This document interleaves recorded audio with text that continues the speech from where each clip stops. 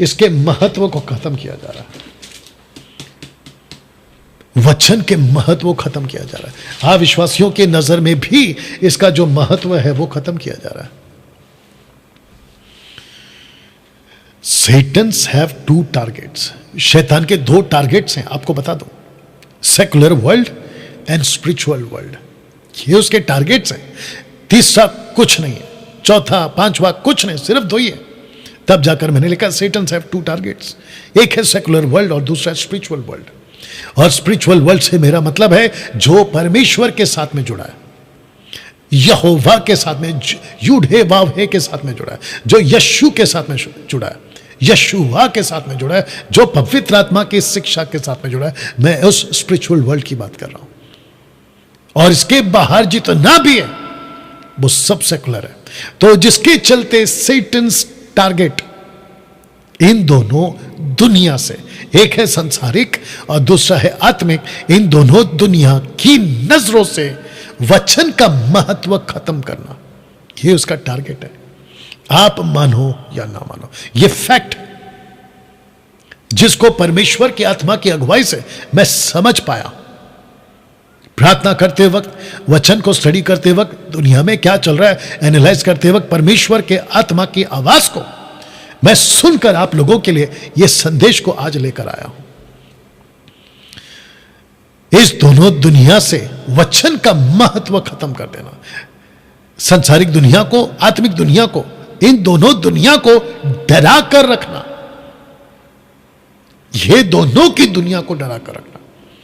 जब कुछ गड़बड़ होता है, बच्चा जब रोने लगता है, विश्वासी का हो या अविश्वासी का हो, तो ये भागते हैं सुपरस्टिशियस की तरफ, ये भागते हैं कि कुछ ऐसा दे दो, बच्चे को कुछ पहना दो, हाथ में, कलाई में, गले में, पैरों में, कमर पर कुछ हमको पहना दो। और आत्मिक दुनिया वाले क्या कहते हैं, पास्टर जी प्रार्थना कर दो, मुझे पानी का बोतल प्रार्थना करके दे दो, तेल का बोतल प्रार्थना करके दे दो, कुछ ऐसा कपड़ा प्रार्थना करके दे दो, यहूदियों का शॉल प्रार्थना करके दे दो, मेरे घर पर आकर आप तेल से प्रार्थना कर दो, साइन ऑफ द क्रॉस लगा के चले जाओ। जैसे आपको पता होगा कि फेसबुक पे एक आदमी कहता है कि आपके घर को कम से कम 15 महीने, 1 महीने में या 6 साल में, जो भी कहते थे कि आपको तेल लगाकर प्रार्थना करके पास्टर को बुलाकर अभिषेक करना है। बकवास।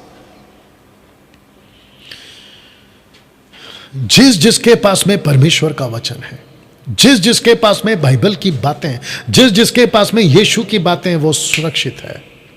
आपका बच्चा सुरक्षित है, आप सुरक्षित है, यही तो लिखा है।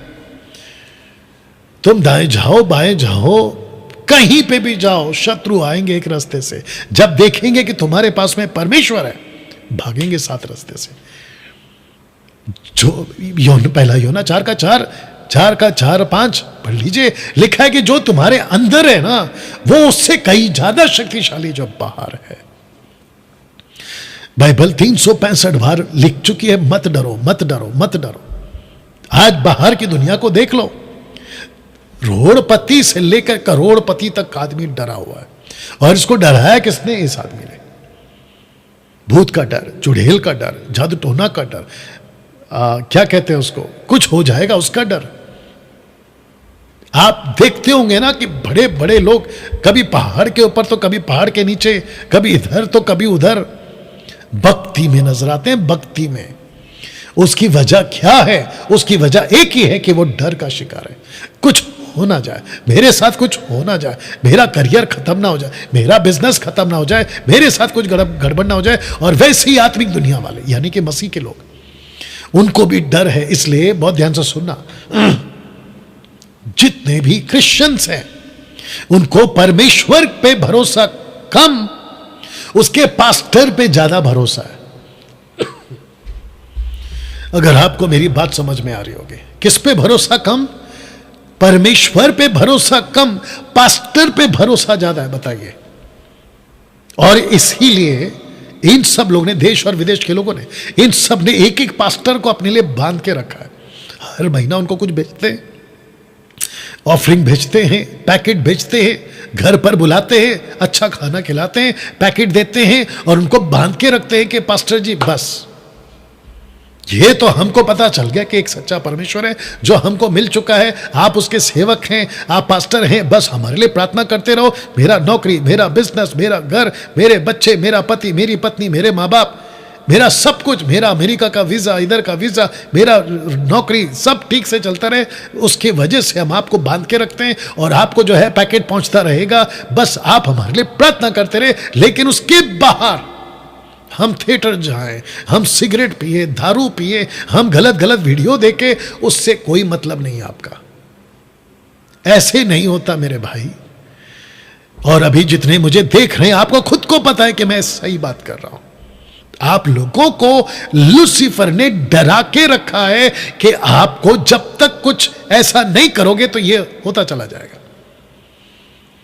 जिसके पास में परमेश्वर है, जिसके पास में यीशु है, जिसके पास में उसका वचन है ना, उसको किसी के प्रार्थना की जरूरत नहीं है।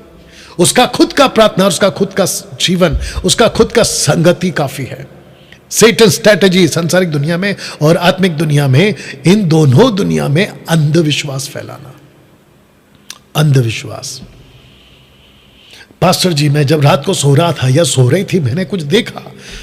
पास्टर कहता है वो इसलिए हो रहा है, आपका घर में कर्जा बढ़ रहा है, बच्चे बीमार हो रहे, क्योंकि तुम दशमांश नहीं देते। याद आ गया, मच्छर दशमांश, मच्छर दशमांश, मत्ती 23:24, अगर आपको याद होगा, अभी बताया मैंने। और फिर चर्च के लोग डर जाते हैं। मुझे कई कॉल्स आते हैं, कहते हैं कि डैनियल भाई, हमने दशमांश तो देना बंद कर दिया, लेकिन मेरा ये ठीक नहीं हो रहा है, मेरा वो ठीक नहीं हो रहा है। तब मैंने किसी को कहा तो कहते हैं कि तुमने दशमांश देना बंद कर दिया इसलिए ये हो रहा है। बकवास। जिस परमेश्वर को हम मानते हैं उसको पैसे की जरूरत नहीं है, क्योंकि आपके दिमाग में किसी ने ऐसा अंधविश्वास, वो शब्द अंधविश्वास का घुसा दिया है। क्योंकि ये नहीं कर रहे हो इसलिए ये नहीं हो रहा है, ऐसा नहीं कर रहे हो इसलिए वैसा नहीं हो रहा। और मलाकी 3:10 आपके ऊपर थोप दिया जाता है और आपको लगता है कि यस, लेकिन वहीं तुम फंस जाते हो, क्योंकि मलाकी 3:10 आपके लिए ना कभी था, ना कभी है और ना कभी होगा। वो यहूदियों के लिए था, उस वक्त के लिए था। Satans have power to deceive people. Revelation chapter 12 verse 9 मैं रख रहा हूं। वो बड़ा अजगर, अर्थात वही पुराना सांप जो इब्लीस और शैतान कहलाता है, सारे संसार का बरमाने वाला, सारे संसार का बरमाने वाला। बताइए, इसका मतलब वचन साफ कहता है कि उसके पास में पावर है। किसके पास में? सैटन के पास में। आपको डिसीव करने की उसके पास में क्षमता है।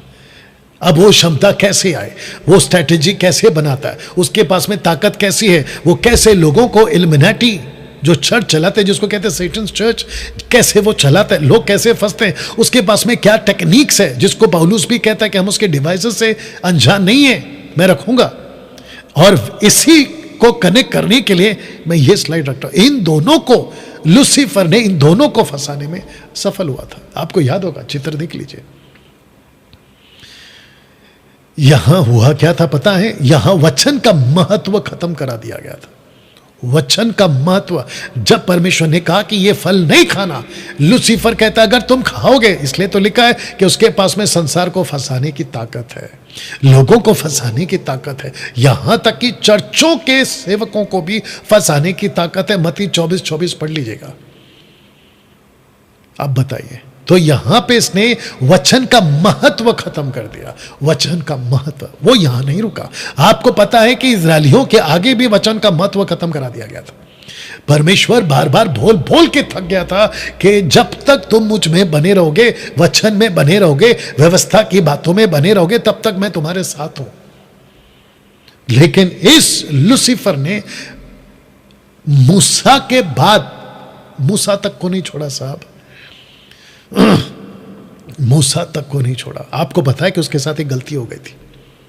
उसको शब्द पे यकीन करना था, उसको वचन पे यकीन करना था, उसको बात करना था, लेकिन उसने क्या किया? लकड़ी मार दी। यही तो मैं कह रहा हूं, जब तक कुछ कृत्य ना हो, जब तक कुछ एक्शन ना हो, जब तक पास्टर कुछ हरकत ना करे, तब तक कुछ नहीं होगा। जबकि परमेश्वर ने कहा था साफ, बात करना, लकड़ी नहीं मारना। वो क्या था?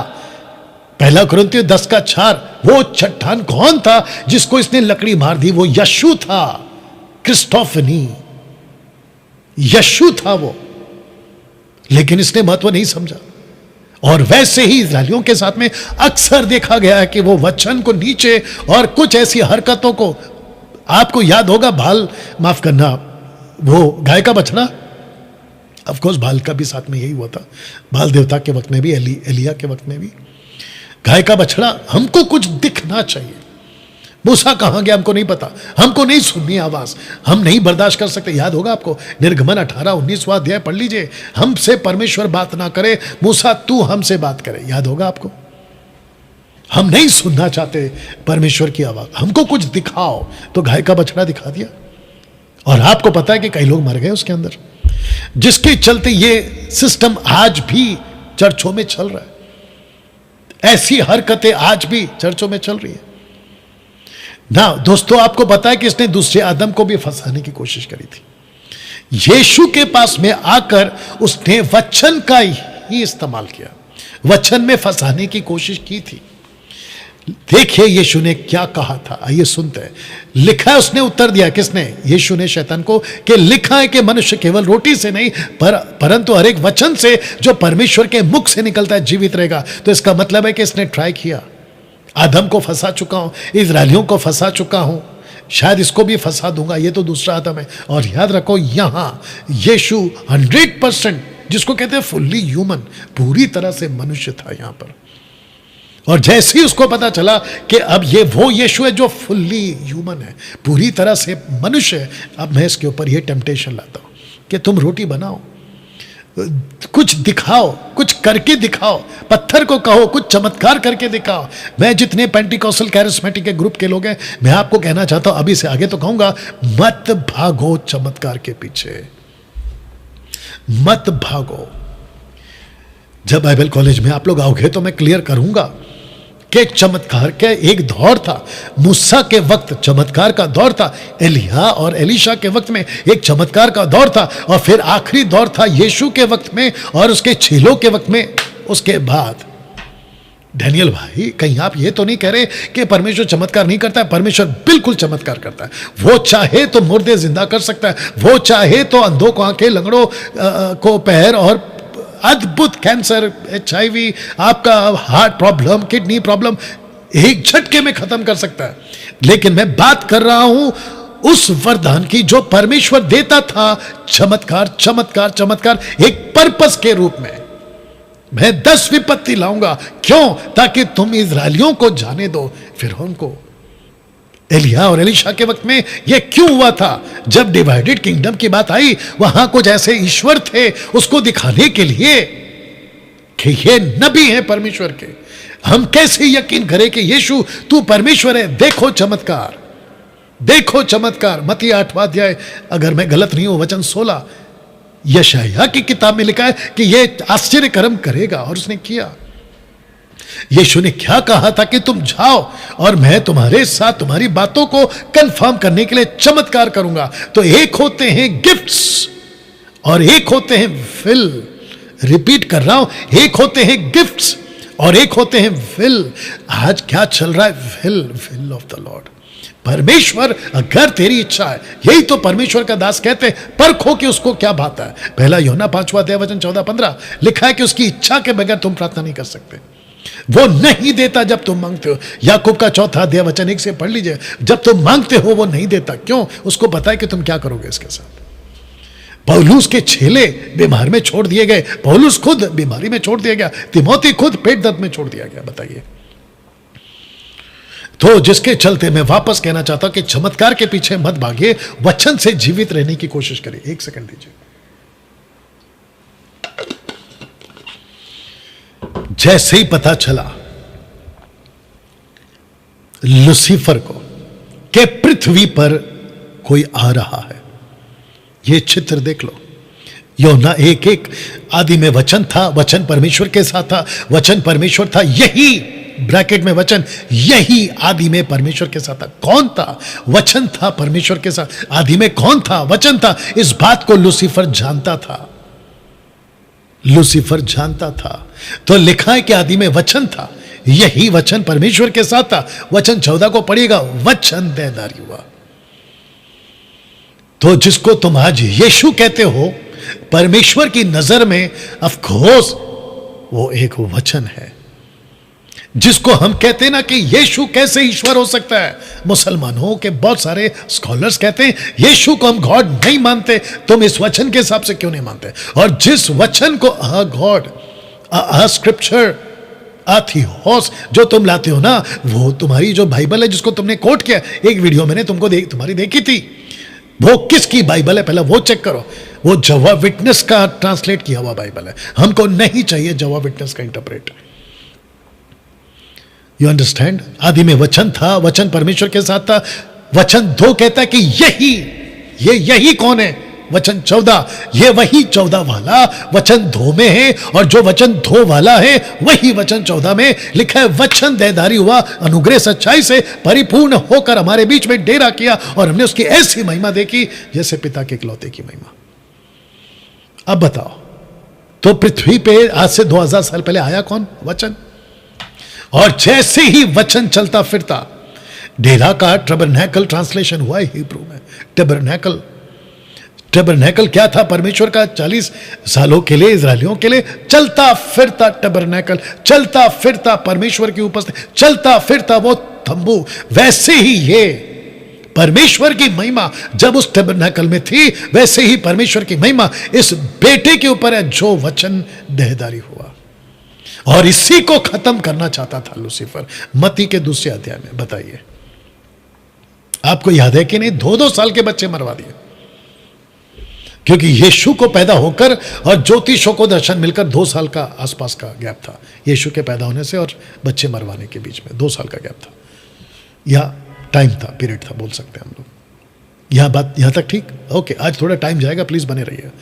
भजन संहिता 38 का 2 क्या कहता? देखो, लिखा है कि मैं तेरे पवित्र मंदिर को दंडवत करूंगा। दूसरा, तेरी करुणा सच्चाई के कारण तेरे नाम का धन्यवाद करूंगा। क्यों? क्योंकि तूने अपने वचन को अपने बड़े नाम से अधिक महत्व दिया है, इंपॉर्टेंस दिया है, इंपॉर्टेंस दिया है। इंपॉर्टेंस ऑफ द स्क्रिप्चर्स मैं रखूंगा, लेकिन उसके पहले अभी दिमाग में जो आ रहा बोल देता हूं, परमेश्वर की आत्मा की अगुवाई से। महत्व किसका है? वचन का। कहां पर? मंदिरों में। तेरे मंदिर की और दंडवत करूंगा, तेरी करुणा सच्चाई के कारण तेरे नाम का धन्यवाद करूंगा। क्यों? क्योंकि तूने अपने वचन को महत्व दिया। कहां? मंदिर में। कहां? इजरायलियों के बीच में। आज जितने पेंटिकॉस्टल, कैरिस्मेटिक, इंडिपेंडेंट जितने भी चर्च के लोग हैं, मैं सब पास्टरों को, बाइबल टीचरों को पूछना चाहता हूं, आपके चर्चों में, मंदिर में, यहां पर आपके चर्चों में वचन का महत्व कितना है? बताइए। कितना नाचते हो 2-2 घंटा? कितनी वर्शिप होती है 2-2 घंटा? कितने ढोल नगाड़े बजते हैं 2-2 घंटा इस नाम से कि मैं परमेश्वर का धन्यवाद कर रहा हूं, जबकि परमेश्वर पूरा उल्टा है आज के आप लोगों के सिस्टम के खिलाफ। परमेश्वर कहता है कि ठीक है, लेकिन मैंने अपने वचन को महत्व दिया, मैंने इंपॉर्टेंस दिया है अपने वचन को। तो मैं तुम पास्टरों को, सेवकों को पूछना चाहता हूं, आप लोग अपने चर्च में कितना घंटा प्रचार करते हैं और कितना घंटा टाइम पास करते हैं? बताइए। मेरी बातें कड़वी लग सकती है, लगने दो, मुझे पसंद मत करो, चलेगा, लेकिन मेरी बातों से अगर तुम सुधर गए, अनंत काल का जीवन पक्का पाओगे और रैप्चर में पक्के उठाए जाओगे। और यही वजह है कि डंके की चोट पे डैनियल राज बोलता है कि मसीह मंथन के खरी शिक्षाओं के साथ जो भी जुड़ा है, आपका रैप्चर सुरक्षित है और आपका अनंत काल का जीवन सुरक्षित है। इसके बस बेस पे बोल रहा हूं, क्योंकि हमने भी इस वचन के बेस पे, और आगे रखूंगा, परमेश्वर के वचन को महत्व दिया है। कैसे? लिखा है कि प्रोवर्ब्स चैप्टर 30 वर्स 5 में, ईश्वर का, ब्रैकेट में यहोवा का एक एक वचन ताया हुआ, वह अपने शरणागत को ढाल ठहरता है। शरणागतों का ढाल ठहरता है। इसका मतलब यह है कि उसका वचन, जो उसको खोजते हैं, वो उसका ढाल है। कौन? वचन। लूसीफर को पता है ये बात। पहला पत्रस 1:23, क्योंकि तुमने नाशवान नहीं पर अविनाशी बीज, एक होता है नाशवान बीज, एक होता है अविनाशी बीज, परमेश्वर के जीवते सदा ठहरने वाले वचन के द्वारा नया जन्म पाया। नया जन्म। बताइए, इंपॉर्टेंस देखो। मत्ती 24:35, आकाश और पृथ्वी टल जाएगी परंतु मेरी बातें कभी ना टलेगी। यशायाह 40:8, घास तो सूख जाती है, फूल मुरझा जाते हैं, परंतु हमारे परमेश्वर का वचन सदैव अटल रहेगा। लूसीफर इस बात को जानता है।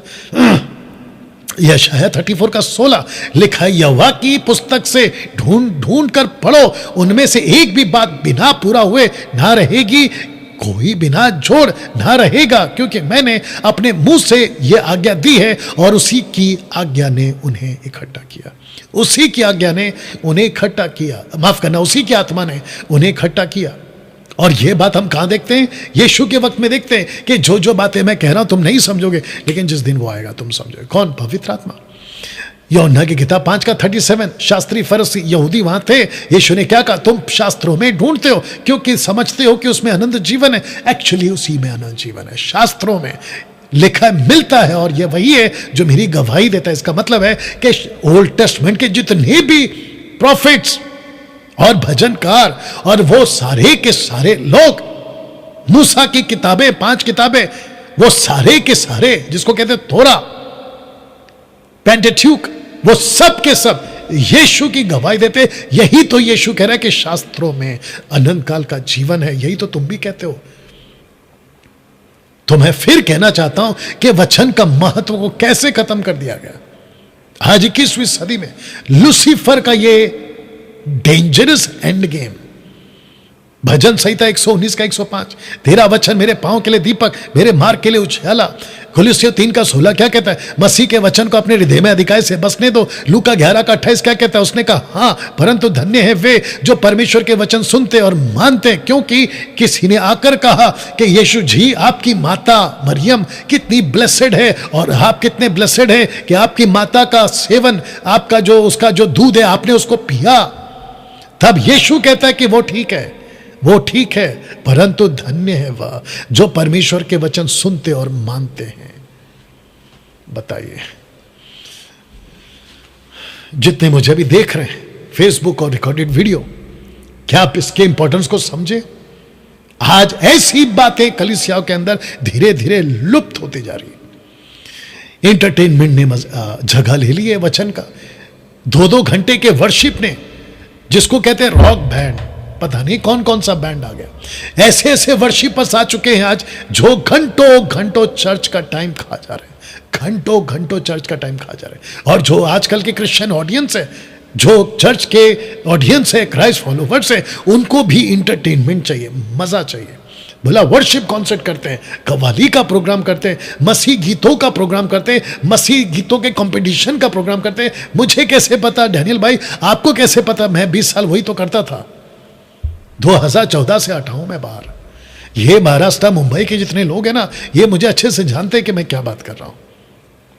वचन का महत्व खत्म कर दिया। इसको देखिएगा, ऐसा क्यों कहा यीशु ने? देखिएगा, लिखा है लूका 11:29 में, जब बड़ी भीड़ इकट्ठी होती जाती थी तो वो कहने लगा, लिखा है कि इस युग के लोग बुरे हैं। उस वक्त के लोग को कहा बुरे हैं, और जो आज इस वचन को महत्व नहीं देते, ये वचन उन पे भी लागू होता है। क्यों? क्योंकि वो चिन्ह ढूंढते हैं। उनको चिन्ह चाहिए, उनको चमत्कार चाहिए, उनको कुछ दिखना चाहिए। पास्टर जी आप ऐसे, अभी बीच में मुझे किसी ने कॉल किया और बोला कि हमको वहां पे भेजो जहां पे कुछ होता है। जैसे कि मैं आपको बताता हूं, ऐसा गीत गाओ जहां पे हमको पवित्र आत्मा मिलता जाए। ऐसा कुछ करो ताकि हम पे कोई हाथ रखे और हम नीचे गिरते रहे। जिसको कहते हैं नॉन बिब्लिकल एक्टिविटीज हमसे करवाओ, या हमारे पास में होनी चाहिए, या हम उस चर्च में जाएंगे। कुछ लोगों का ऐसा धारणा है, कॉन्सेप्ट है पास्टरों का, सिटी पास्टरों का, यार उसकी चर्च जबरदस्त है। बोला क्यों? बोला गजब का वर्शिप है। फिर बोलते हैं लोग जब पास्टर हाथ रखता है सब नीचे गिरने लगते हैं, वहां से चीख पुकार, वहां से चीख पुकार, कोई हंस रहा है, कोई चीख रहा है, कोई कुत्ते की तरह बार्क कर रहा है, भौंक रहा है, और लोटपोट जमीन पे, और पूरा का पूरा मानो एक प्रकार का केओस, एक प्रकार का केओस। और ऐसे चर्च को आप कहते हो कि वाह बहुत पावरफुल चर्च है। बहुत बड़े धोखे में हो। यह सब वो स्पिरिट है जिसको पौलुस कहता है ये दूसरी आत्मा है।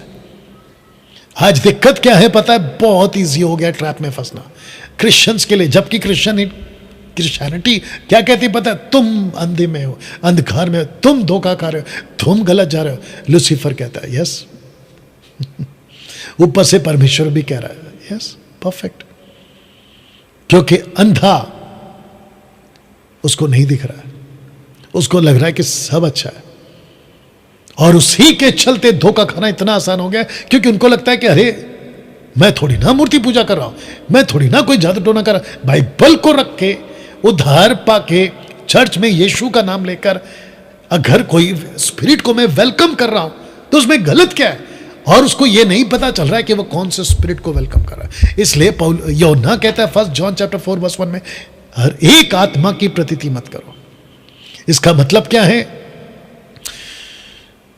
बाप रे थोड़ा लंबा हो जाएगा, बट फिर भी सुन लीजिए। नेफिलिम्स कैसे आ गए पृथ्वी पे? क्योंकि उस वक्त के मनुष्यों ने परखा नहीं कि ये जो पुरुष हैं ये लोग कौन है। इब्रानियों 13:1 लिखा है कि जब तुम किसी को पुरुष समझकर हॉस्पिटैलिटी कर रहे थे ना, पहुनाई कर रहे थे, उसको बिरयानी खिला रहे थे, वो दरअसल स्वर्गदूत है।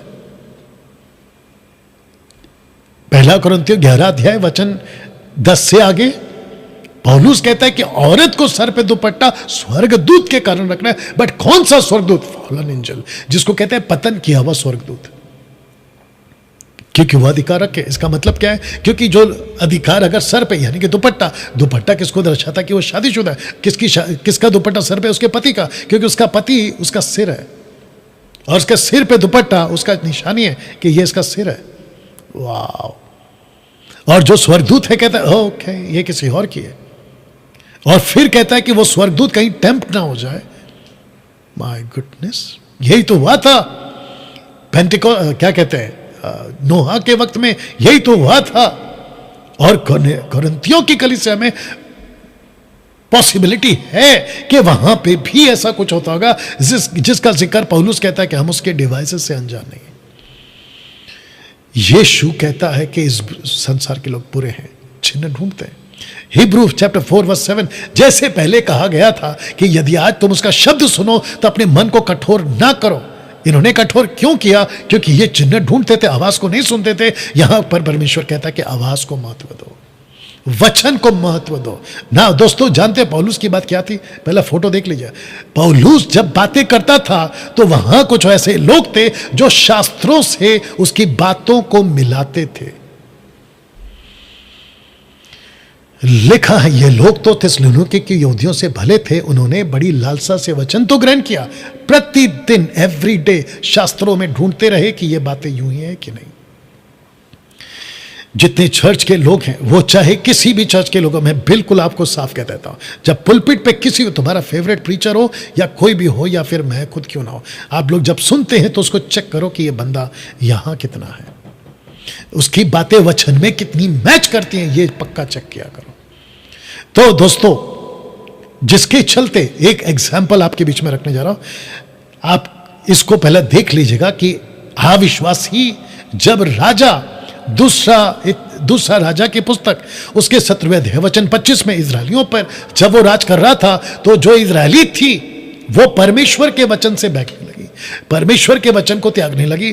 तो परमेश्वर ने क्या किया? उनके बीच में सिंह भेज दिए। जब वे वहां पहले जिसको कहते फर्स्ट टाइम रहने लगे, तब यहोवा का भय ना मानते थे, इस कारण यहोवा ने उनके बीच सिंह भेजे जो उनको मार डालते थे। आप देख लीजिए चित्र, जंगल से जानवर आते थे, यानी कि शेर आते थे, खाना शुरू कर देते थे इंसानों को। तब ये राजा को पता चला, बोला अब क्या करें? तो वचन 27 उसी पुस्तक उसी चैप्टर का 27, तब अशूर के राजा ने आज्ञा दी कि जिन याजकों को तुम उस देश से ले आए, उनमें से एक को वहां पहुंचा दे कि वो वहां जाकर, अब जरा ध्यान से सुनना, वह उनके उस देश के देवता शूड है वाव है यहोवा देवता की रीति सिखाए, उनको व्यवस्था की बातें सिखाए। क्यों? क्योंकि लिखा है कि उन्होंने परमेश्वर का भय मानना छोड़ दिया, जिसके चलते ये जंगली जानवर आ गए।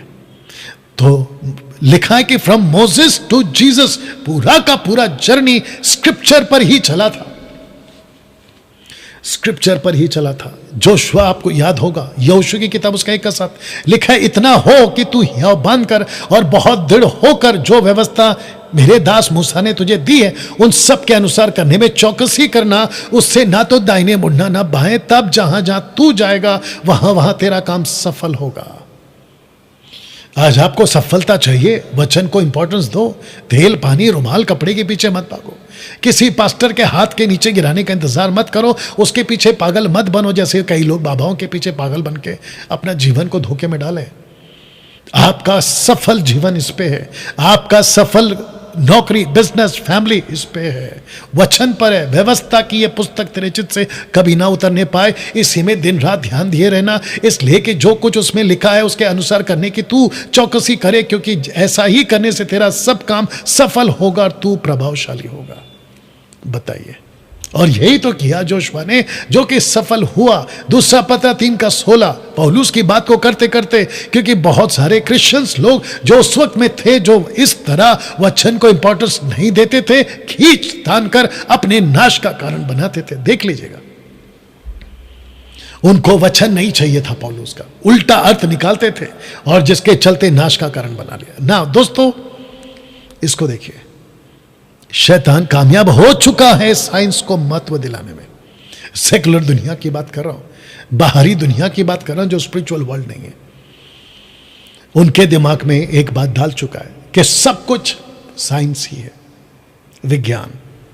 ये लूसीफर कामयाब हो गया, तो जिसके चलते ये जो दो पलड़ा है, अब देख लीजिए कि भारी कहां है। आज आप देख लीजिएगा भारी कौन है। आज साइंस है, लेकिन फेथ, मैंने लिखा है कि हीरोज ऑफ फेथ ये वो लोग थे, अभी रखूंगा, जो जिसको बहुत ध्यान से सुना, उस वक्त की दुनिया, इजरायलियों की दुनिया, यीशु वक्त की दुनिया, पौलुस पत्रस जैसे लोगों के वक्त की दुनिया अगर चली थी तो सिर्फ और सिर्फ विश्वास पे चली थी। नूहा का जहाज विश्वास पे बना है, अब्राहम अपने घर से बाहर निकला विश्वास पे निकला है, आदम ने अपना पहला बीज अगर जमीन पे बोया तो विश्वास पे बोया है, और जितने भी हैं ये सब के सब अगर चले थे तो विश्वास पे चले थे। लेकिन लूसीफर कामयाब हो गया। संसार के लोगों की फेथ इज फेलियर, बकवास है, मत जाओ उसके पीछे, तुमको साइंस पे चलना। ये हालत है आज दुनिया की। यशायाह 53:1 क्या कहता है? जो सुसमाचार, यह समाचार हमें दिया गया उसका किसने विश्वास किया? यहोवा का भुजबल किस पर प्रकट हुआ? यह हालत है आज।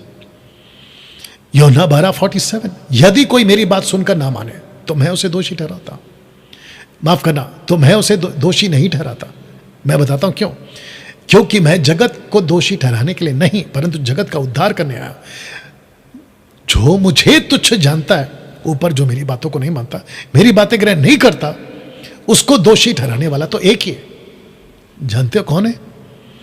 अर्थात वचन मैंने कहा वही पिछले दिनों में उसे दोषी ठहराएगा। इस संसार को, इस जगत को अगर कोई दोषी ठहराएगा तो यह वचन दोषी ठहराएगा। तो जितने भी सेकुलर वाले लोग हैं, मैं आपसे बात कर रहा हूं, आप कौन से जाति धर्म से हैं मैं उसकी बात नहीं कर रहा हूं। जाति धर्म तो हमने बनाया, परमेश्वर ने नहीं बनाया। एक सेकंड दीजिए, यू अंडरस्टैंड? मैं आपसे बात कर रहा हूं। आप कहते हो ना कि कुछ नहीं है, अरे कौन विश्वास करेगा? आपका सबसे बड़ा धोखा यही हो गया, और यही गलती कर रहे हैं विश्वासी लोग। उनको लगता है कि कुछ दिखना चाहिए, कुछ प्रूफ होना चाहिए। बीच में कोई एक बाबा आया था, चिट्ठी पे लिखता था और सब कुछ बताता था, तो किसी को यह बात अच्छी नहीं लगी तो उनको चैलेंज दिया कि आप ये करके दिखा दो, मैं मान जाऊंगा कि आप तैयार। ये गलती नहीं करना। पता है क्यों? क्योंकि जिस जिस चीज को तुम आज चैलेंज करते हो ना कि ये करके दिखाओ, वो करके दिखाओ, चमत्कार करके दिखाओ, लूसीफर ऐसे ऐसे सेवकों को खड़ा कर रहा है। ऐसे ऐसे पास्टरों को खड़ा कर रहा है जो उसके ट्रांसफॉर्म्ड है, मतलब उसकी तरफ से लाए गए लोग हैं, रूपांतरित हुए हैं, वो करके दिखा देंगे। लूसीफर ऊपर से आग गिरा सकता है, बारिश गिरा सकता है, फेक मिरेकल्स जिसको कहते हैं झूठा चमत्कार, वो कर सकता है। इसके धोखे में नहीं रहना। तो मैं वापस कहता हूं कि वॉक बाय फेथ रखूंगा। यूहन्ना 3:18, जो उस पर विश्वास करता है उस पर दंड की आज्ञा नहीं होती, परंतु जो उस पर विश्वास नहीं करता वह दोषी ठहर चुका, इसलिए कि उसने परमेश्वर के इकलौते पुत्र के नाम पर विश्वास नहीं किया। वचन, अब आ गया वचन पर विश्वास, बेटी पर विश्वास। देखिए ये चित्र, एक राजा था और एक गरीब भिखारी लाजर था। ये चित्र देख लीजिए। और जब ये दोनों मर गए, एक गया स्वर्ग जिसको कहते हैं पैराडाइस, और दूसरा गया हेडीज जिसको कहते हैं टाटरस, कुछ वक्त के लिए। ऐसा करते थे ये जब जीवित थे, लेकिन जब नर्क में पड़ा इसने एक बात कही कि ये तो असंभव है। अब्राहम ने कहा कि तुम इधर से उधर और इधर वाला उधर नहीं जा सकता। तब इसको एहसास हुआ कि जिस गलती के कारण मैं यहां पहुंचा हूं, कहीं वही गलती के कारण ये लोग मेरे पास ना पहुंचे, इसलिए इसने अब्राहम से कहा कि विनती करता हूं कि लाजर को भेज दे। तब अब्राहम ने क्या कहा सुनिए। अब्राहम ने उससे कहा उनके पास मूसा और भविष्यवक्ताओं की पुस्तकें हैं, उनकी सुने। और इसी बात को यीशु जी भी कहते हैं। फिर उसने उनसे कहा मेरी ये बातें जो मैंने तुम्हारे साथ रहते हुए तुमसे कही थी, अवश्य है कि जितनी बातें मूसा की व्यवस्था व भविष्यवक्ताओं की भजनों की पुस्तकों में मेरे विषय में लिखी गई है, पूरी हो। यही तो है। और इसी बात को वो यहां पर भी कहते हैं। तो उस वक्त का इंपॉर्टेंस स्क्रिप्चर, यीशु के वक्त का इंपॉर्टेंस स्क्रिप्चर, यीशु की पहली सदी की कलीसिया का इंपॉर्टेंस स्क्रिप्चर, 21st सेंचुरी के आज के सो कॉल्ड मसीहों को क्या हो गया कि उन्होंने चमत्कार के ऊपर ज्यादा फोकस किया हुआ है। ब्लेसिंग दिखनी चाहिए, मिरेकल्स होने चाहिए, हमको कुछ वंडर्स दिखाओ, हमको नीचे गिराओ, तेल पानी रुमाल कपड़ा, यहूदियों का कपड़ा, ऐसा कुछ दिखाओ ताकि हमको लगे कि यस कुछ हो रहा है। इनको देख लीजिए साहब, हीरोज ऑफ फेथ। ये सब के सब अब्राहम से लेकर जॉन द बैप्टिस्ट और आगे भी। यहां साइंस नहीं चलेगा, यहां साइंस नहीं चलेगा।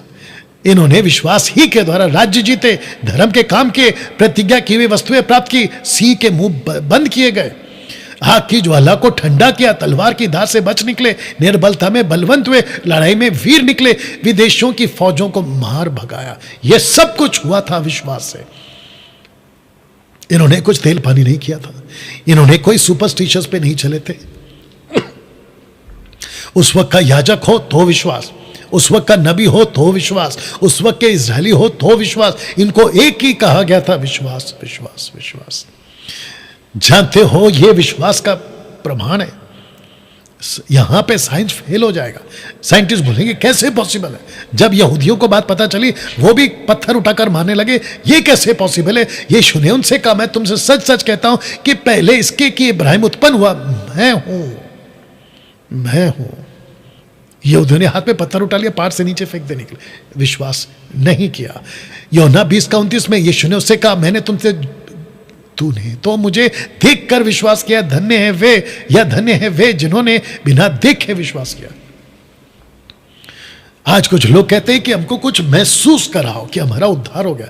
कई लोग प्रश्न पूछते हैं मुझे पवित्र आत्मा मिला है, कैसे प्रूफ होगा। तो ये बकवास के लोग, ये बकवास के लोग जो जिब्रिश वाले हैं ना, ये आते हैं कहते हैं कि तुमको प्रूफ एक ही है कि तुम जब तक रबा रबा शबा शबा किसी कारा भी कारा ये जब तक नहीं कहोगे तुम्हारा प्रूफ नहीं है। जबकि परमेश्वर कहता है विश्वास पे चलो, विश्वास पे चलो कि तुमको पवित्र आत्मा मिल चुका है, विश्वास करो कि तुम्हारा शरीर परमेश्वर का मंदिर बन चुका है, विश्वास करो। सारा खेल विश्वास का है मेरे दोस्त। जानते हो पूरी दुनिया को क्या कहता है, इब्रानियों 11:6 लिखा है कि विश्वास बिना उसे पसंद का नान होना है, क्योंकि परमेश्वर के पास आने वाले को विश्वास करना चाहिए कि वह है और अपने खोजने वाले को प्रतिफल देता है।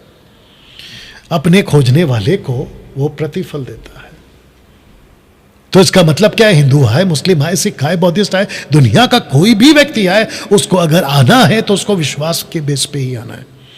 विश्वास कैसे आता है? रोमियो 10:17, विश्वास सुनने से और सुनना मसीहा के वचन से आता है। इसका मतलब क्या है? अगर मुझे विश्वास को पैदा करना है, अगर मुझे विश्वास को बढ़ाना है, ऐसा विश्वास जिसको अभी मैंने थोड़ी देर पहले रखा था, हीरोज ऑफ फेथ, तो आपको वचन को सुनना होगा, आपको वचन को इंपॉर्टेंस देना होगा। जितना हो सकता है वचन पढ़िए, वचन पढ़िए, वचन को रखिए अपने दिमाग में, आपका विश्वास बढ़ेगा। शैतान इस बात को जानता है कि एक मसीह जन कैसे जिएगा। जैसा लिखा है कि विश्वास से धर्मी जन जीवित रहता है। कोलोसियोस का 3 का, माफ करना, ये 13 का 3 है, नॉट 13। ओके, इसको अभी ठीक कर देता हूं।